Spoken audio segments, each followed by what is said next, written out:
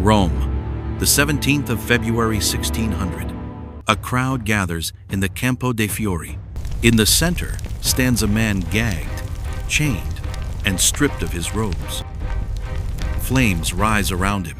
He does not scream. He looks up toward the morning sky, where the stars fade in daylight. For him, the stars are not pinpricks on a dome. They are suns, each with their own worlds, their own life, their own gods.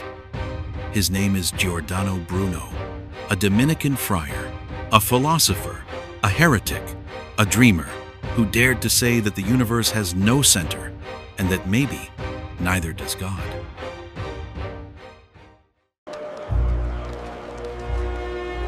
Giordano Bruno was born, Filippo Bruno, in 1548 in Nola, near Naples, a world of war, superstition, and Renaissance brilliance. His father was a soldier, his mother a woman of faith. From childhood, Bruno showed signs of a restless mind, sharp, curious, unwilling to take anything on faith alone. At 17, he entered the Dominican monastery of San Domenico Maggiore in Naples. There, among the candlelit cloisters and echoing chants, he discovered the great minds of the ancient world, Plato, Aristotle, and the mysterious texts of Hermes Trismegistus, believed to hold divine wisdom. He took the name Giordano after his mentor, Giordano Crispo. He excelled at theology, logic, and above all, memory, the art of structuring thought itself. But even as a young friar, he broke rules. He stripped the saints' images from his cell, keeping only a crucifix. He questioned miracles, challenged hierarchy, and whispered that God was not a person on a throne, but something infinite. For the church of the 16th century, that was dangerous. When forbidden books by Erasmus were found hidden in his quarters, Bruno fled, casting off his robes and stepping into exile. He would never again know peace, nor silence. Between 1576 and 1583, Bruno wandered through Europe, a fugitive of thought. He crossed Italy, France, and Switzerland, searching for places where a man could think freely. He spent time in Geneva, the city of Calvin, but even among Protestants, his sharp tongue got him arrested for criticizing professors. He left Geneva, went to Toulouse, then to Paris, the beating heart of Renaissance thought. Paris was a revelation. King Henry III himself summoned Bruno to court, fascinated by his incredible feats of memory. Bruno explained it was not sorcery, but science, a system of imagination, logic, and geometry. The king was impressed. He granted him a post and an income. In those years, Bruno wrote his first great works, The Shadows of Ideas, 1582, The Art of Memory, and The Candlemaker, a biting comedy mocking hypocrisy. But memory was just the surface of his mind. Behind it burned something larger, a vision of a living universe, infinite and divine. In 1583, Bruno crossed the Channel to England, carrying letters from the French king. He stayed at the French embassy in London, surrounded by poets, scholars, and secret agents. There he met Philip Sidney, the idealist poet, and perhaps crossed paths indirectly with John Dee, the Queen's mystic advisor. England was torn between faith and reason, between the old church and a new world. Bruno fit right in and stood apart. He lectured at Oxford, but his ideas outraged the theologians. When he spoke of the Copernican system, claiming the earth moved around the sun, they mocked him.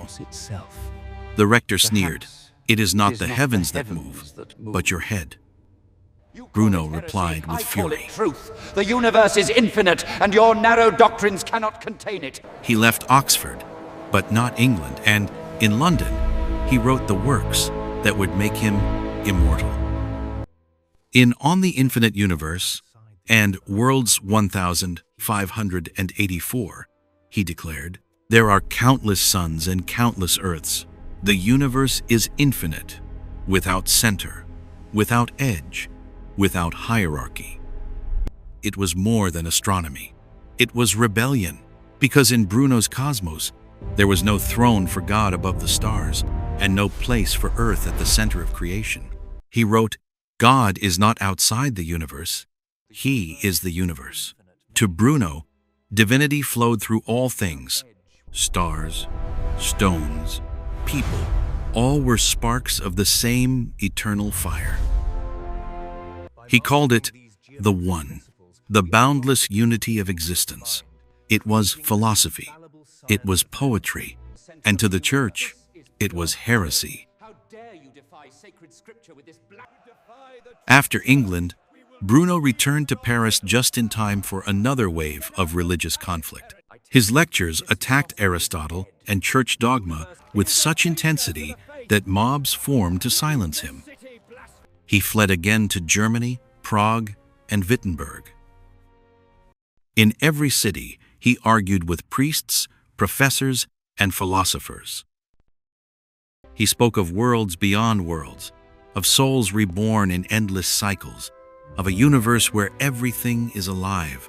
He believed even mathematics could not capture the divine complexity of reality, that truth lived in paradox, not in formulas. He wrote, "Contradiction is the pulse of the universe." By the late 1582, Bruno had become both famous and infamous, celebrated as a genius, denounced as a madman. He could have stayed safe in Germany or the Netherlands. Instead, in 1591, he made a fatal decision. He returned to Italy. At first, it seemed safe. Venice was relatively tolerant, ruled by its own republic. Welcome to my home, Maestro Bruno. A nobleman named Giovanni Mocenigo invited Bruno to teach him the art of memory. Bruno accepted, hoping for peace, perhaps redemption. But the student turned informer. Mocenigo accused Bruno of blasphemy, of mocking the Virgin Mary, of believing in infinite worlds and reincarnation.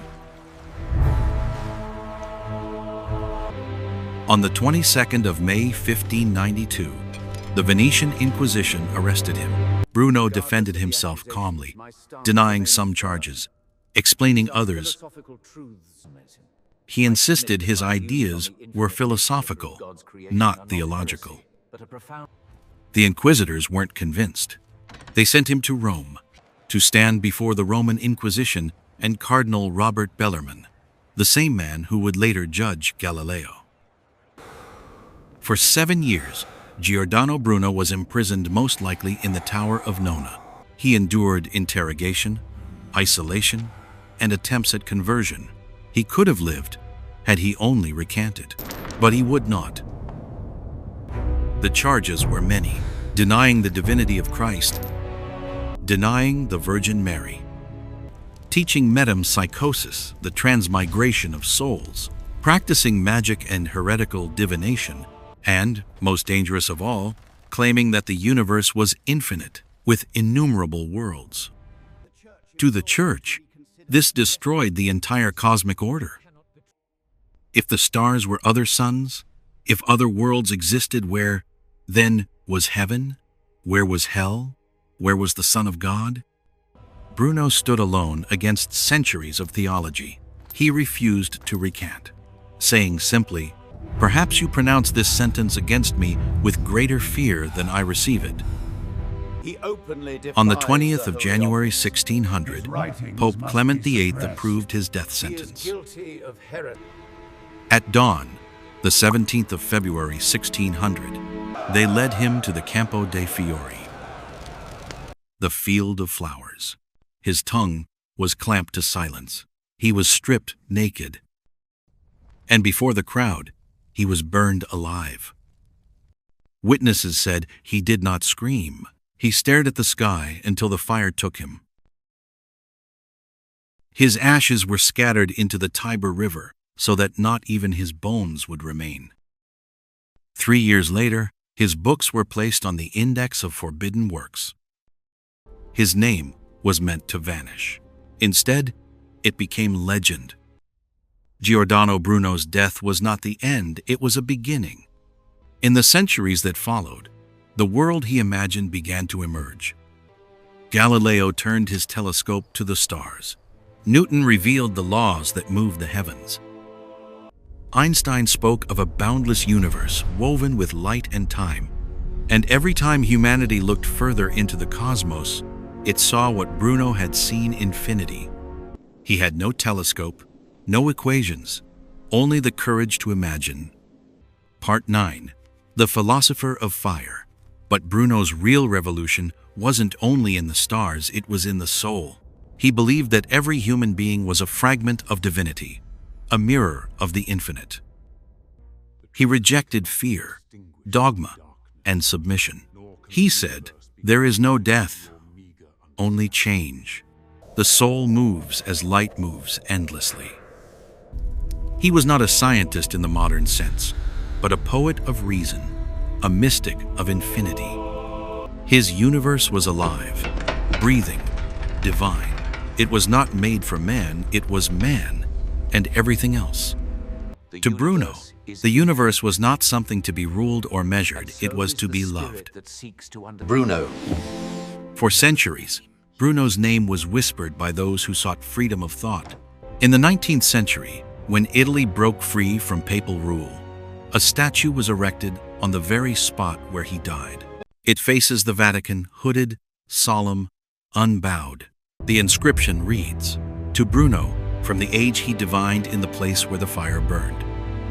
In modern Rome, every February 17th, people gather there, scientists, humanists, believers, and skeptics, to honor a man who refused to be silenced. To some, he was a martyr for science. To others, a heretic lost to arrogance. But to history, he remains what he always was, a man who thought beyond the limits of his world. Giordano Bruno was not a saint, nor a scientist in the strict sense. He was something rarer, a man who dared to imagine that truth had no walls. He believed the stars were other suns. He believed life could exist beyond Earth. He believed God was not elsewhere, but everywhere. 400 years later, when astronomers discover new planets circling distant suns, when they speak of the multiverse and cosmic infinity, they are echoing a voice that once rose from the flames.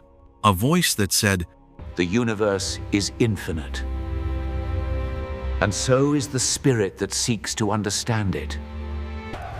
Giordano Bruno burned, but his light did not go out. It became the light by which we still look at the stars. If you believe courage is not just in battle, but in the act of thinking freely, like, share, and subscribe for more stories of the men and women who changed how we see the universe.